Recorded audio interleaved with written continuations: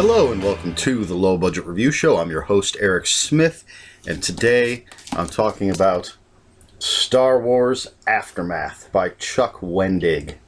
This is from Del Rey, just came out on Friday as of this recording, and it's one of the books in the Journey to Star Wars The Force Awakens, which is a whole new series that's going to lead up to the new Star Wars movie. So before I get into the book itself, there's a few things I want to mention. First of all, for those who don't know,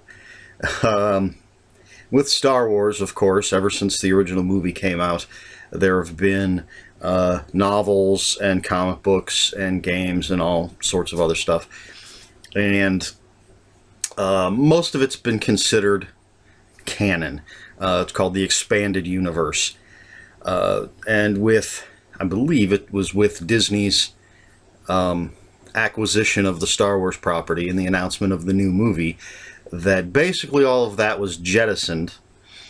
And the only canon was the 6 movies and the Clone Wars TV show, and then the Rebels TV show.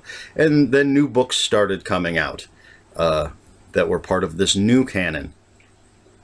I believe there were 4 or 5 before this one. So all of that old Expanded Universe stuff was out the door. Now it's being called Legends. So any new editions of those old books that come out have a banner that says Legends on them, so you know the difference. And this, I believe, is the first grown-up novel that in this new canon that takes place after Return of the Jedi. All of the other new books, the other 4 or 5, take place between the movies. This is the only one that takes place after Return of the Jedi, which is why it's part of the Journey to the Force Awakens, because it's going to help connect the movies. So there's that.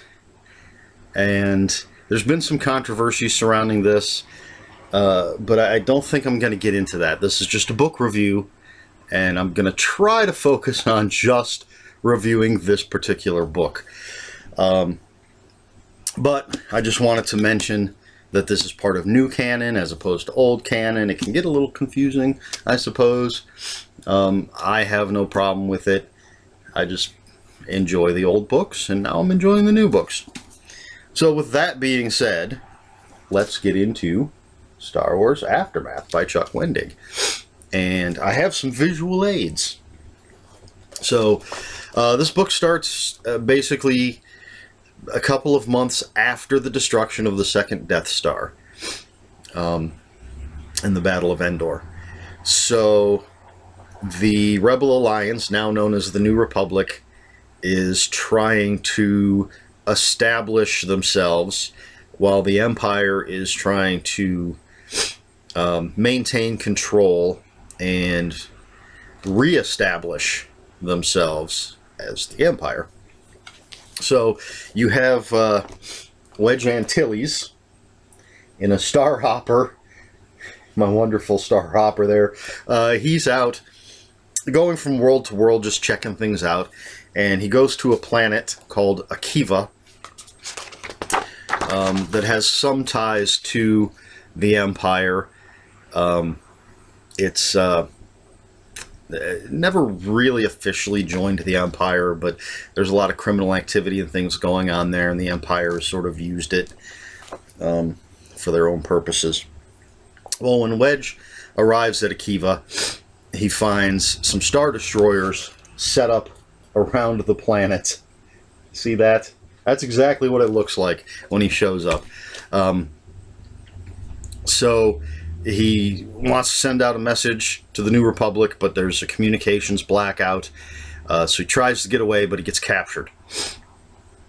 And he ends up on one of the Star Destroyers. He's able to make it to the communications room and send out part of a message.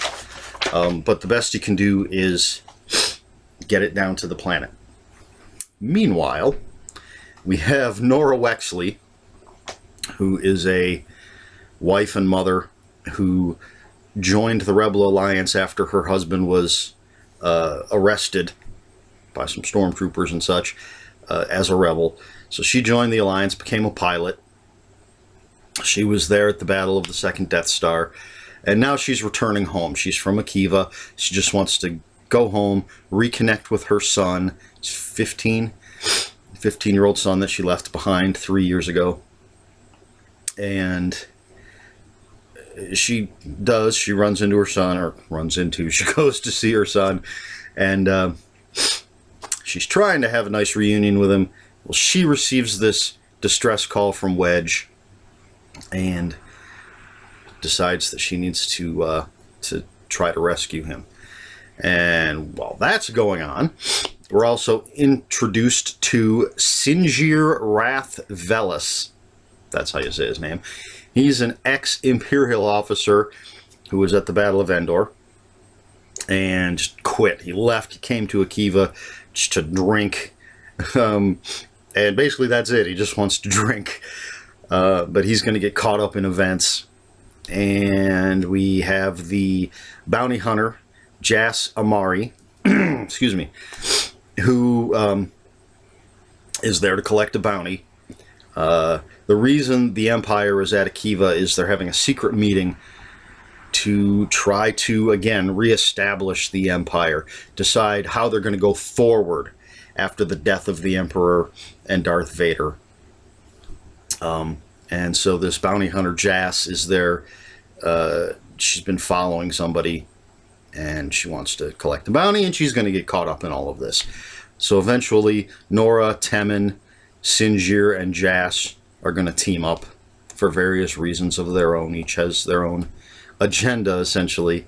But they're going to try to take down this secret meeting and rescue Wedge and collect bounties and all sorts of stuff. And my favorite character is an old battle droid that was repurposed by Temmin. He's called Mr. Bones. So here's a picture of our cast. Jas over here is a Zabrak, however you say it. She's got little horns on her head. Mr. Bones, at one point, loses an arm, and the only thing Temmin has to replace it with is the leg of an astromech. So that's what's going on over here. But there's our cast. That's exactly how I pictured them when I was reading the book. So anyway, that's your basic setup. Wedge is captured, secret Empire meeting, all sorts of shenanigans. So, I really enjoyed this book. Now, as I said, this is the low-budget review show. I'm just here to review this book, not get into all the other stuff that's going on. But it is part of a larger whole. So I think there are going to be some aspects to that in what I talk about here. So, first of all, Chuck Wendig. I'm a fan of Chuck Wendig, read a bunch of his other stuff, and he has a very unique writing style. He's very frugal with his words. If he has a choice between saying something in 20 words or 2 words, he's going to go with 2. So if this is the first Chuck Wendig book that you've read, it may take you a couple of chapters to just get used to his style. There is a rhythm to it. The first time I read anything by him, it took me, as I said, a couple of chapters to get used to it. But I think once you do get used to that rhythm, you're just going to fall into the flow and really enjoy this book. It's quite Star Wars. There's lots of action. There's a speeder bike chase. There are daring rescues and escapes. It's a very action-packed story. Chuck knows his stuff from everything I've read by him as far as his blog and interviews and things regarding this book. He's a huge fan of Star Wars. he just recently had a blog about he and his son playing Star Wars, and it was very entertaining. His kid's got quite the imagination, but you can see that love for Star Wars that Chuck has and has passed on to his son, and it shows in the book. I personally think he really cares about this subject matter, and so treated it with a great respect. As I said, very action-packed. You've got your characters that are all separate, and then eventually all come together through circumstance and all these other things that go on. And they're very good characters. Nora, again, is, she felt she had a duty. Well, actually, her main agenda with joining the Rebel Alliance was to find out what happened to her husband. But beyond that, she still felt that she had a duty to help in general. And as I said, and she's apparently a very good pilot. As I said, she was at the Battle of the Second Death Star, but she made it out. She might have a little PTSD. But she does want to reconnect with her son. She loves her son. And Temmin, fantastic character, a smart kid. Like I said, he's 15, but he's very streetwise. He's been on his own, basically, since his mom left. She did leave him with his aunts, but he just kind of went off on his own. He's got a junk shop with a secret area, and obviously smart enough to repurpose this battle droid, Mr. Bones, who by far, I love Mr. Bones, my favorite droid ever. He's got his own very weird personality, and he's quite violent. I mean, he is a battle droid, but just such a great character. I would love to see Mr. Bones again. Just absolutely fantastic. Sinjir Wrath Velis, another great character. We're getting a different perspective now. I mean, this is a guy that worked for the Empire. He was a loyalty officer, which basically, I guess, would be like IAB in a police force. He's basically trying to weed out anybody that is either disloyal to the Empire or might be considered a weak link. And he was a very nasty guy in doing his job as a loyalty officer, but we're getting him after. And I'm not sure that I don't think he's had second thoughts about what he did when he was with the Empire. It's just that he realizes that he might have just been on the wrong, well, not even necessarily that he thinks he was on the wrong side, just that he thinks that side is losing and he just got out. So he's a really interesting, complex character. Jas Amari, the bounty hunter. Again, some nice backstory with her. Her aunt? Was it her aunt? Was a bounty hunter and taught her some lessons as far as the job goes. And while she is about, getting her bounty, she's not so singularly focused that she can't see that there are other things going on and other things that might take priority. As a matter of fact, there's a point where she realizes she doesn't necessarily have all the information that she should have, and it changes things. And it's not the first time it's happened, but another great character, and the interaction between all these characters is really good. They all have sort of the same goal, but their own reasons for it, and so they don't completely trust each other. Again, they realize that Jas is basically in it for the money. Sinjir just wants to get off the planet because it looks like the Empire is going to occupy the planet. So that's mainly his goal, is just to find a way off the planet. Nora just wants to get her son and get away, but once she receives the message from Wedge, she still wants to get her son and get away, but she feels obligated to try to help Wedge, to make sure the Rebel Alliance, or the New Republic, knows what's going on here at Akiva. So lots of stuff going on with the characters, and very good characters at that. As I said, lots of action, you know, and lots of different aliens and things. And one of the things I really like, there are quite a few interludes. I would say at least half a dozen. And they don't have anything to do with the main plot of the story. What they do is show us where the galaxy is at this point in time.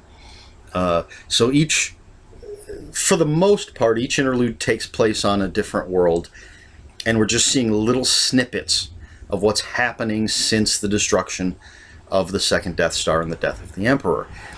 So on one world, we've got a battle between the Empire and the New Republic on a slave colony, or at a mining colony that's that uses slave labor. So we've got this battle going on, and we've got some slaves jumping in and trying to help the New Republic. Not because they necessarily want to help the New Republic, but because they want to be free. We have, again, just these nice little snippets that show us that there's more going on than just our main story. There's more going on than just the main characters from the movies. There is mention of Luke Skywalker, but he's not in it. Technically, Princess Leia's not in it.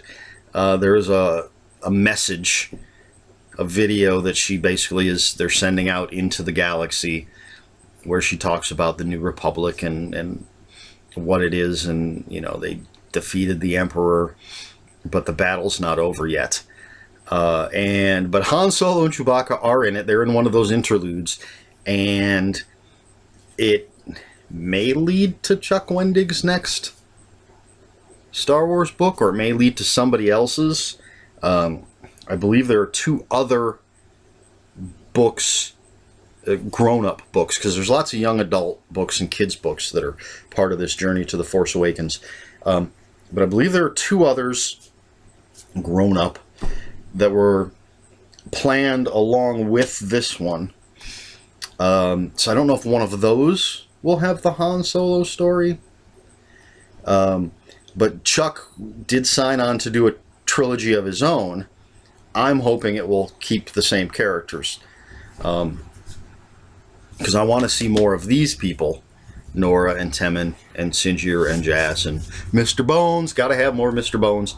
So I'm not sure where the Han Solo thing is going. It's a nice little snippet. We see what Han has been doing since the second Death Star was destroyed. But he ends up deciding to do something else. I'm not going to get into, obviously, any of the details on what that is. But it's always good to see Han and Chewie. So, yeah, a lot going on. A well-written story, and I think, you know, I mentioned how Chuck is very frugal with his words, which, if you think about it, that means you're getting more story per page. You know, Stephen King's going to take 5 pages to describe something. Chuck can do it in 1 sentence, so you're getting more bang for your buck. I don't know. That's my theory, and I'm sticking to it. So again, it might take new readers a little bit of time to get used to his style, but once you do, I think you're really going to enjoy this book. I feel like I'm forgetting something, so I'll just get to my rating. And as a standalone Star Wars story, it works just fine. As part of the greater whole, it works. Like I said, it's got those interludes, which is really nice. This is actually the first book in the new canon that I've read. I do have one other one at this point. But this is the first I read, and I picked it up. I actually got it a couple days before it was supposed to be available. And the reason I grabbed it immediately is because it's Chuck Wendig. Not because it's a new Star Wars book, which I do pick up the new Star Wars books, but sometimes I'll wait for the paperback, depending on what it is. This is only my second, this is only my second hardcover Star Wars book. I do typically wait for the paperback, but it's a new Chuck Wendig book, and I'm a fan of Chuck. But anyway, so it fits into the whole. It stands on its own. Wonderful characters. Mr. Bones, I love you. It's a great story. So I'm giving it 4.5 out of 5 Rebel Alliance or New Republic symbols. I guess actually now that they're the New Republic, they've added sort of a starburst to the symbol, but I didn't have room to do that whole thing. So I copied here. I'll see if I can. There you go. They have them on chapter heads. See, I think that's the new official symbol for the New Republic with the starburst. But didn't have room because I used a Pringles lid to make my circles. But anyway, 4.5 out of 5 Rebel Alliance / New Republic symbols for this book. I look forward to more Journey to Star Wars The Force Awakens. I definitely look forward to Chuck Wendig's next Star Wars book. I always look forward to any new Chuck Wendig book. But he's given us some great characters, and I want to see more Mr. Bones. So I think that covers it. As I said, there's a lot of stuff I could get into as far as old canon versus new canon, and there's all sorts of controversy and just craziness surrounding this, but this is just a book review, so that's what I'm sticking with right now. There are some questions I would like to ask Chuck Wendig, not about any of that controversy or anything, just, you know, as far as writing something in from someone else's sandbox, mixing metaphors, giving you half a metaphor, I don't know. But, you know, I'm always curious about this sort of thing, as far as how much information was he given regarding The Force Awakens and what Disney, excuse me, what Disney has planned. Were there any particular beats that he had to hit? You know, was he given, before he even started writing, was he given notes saying, okay, you have to mention this, this, and this? What was he allowed to use anything from the old expanded universe? There is mention of Black Sun, which is a criminal organization, which I don't recall ever being mentioned in the movies. That doesn't mean they weren't. That just means if they were, I don't remember. I do know the Black Sun was part of the expanded universe, the old canon, or Legends as it's now called. So it's mentioned a couple of times in here.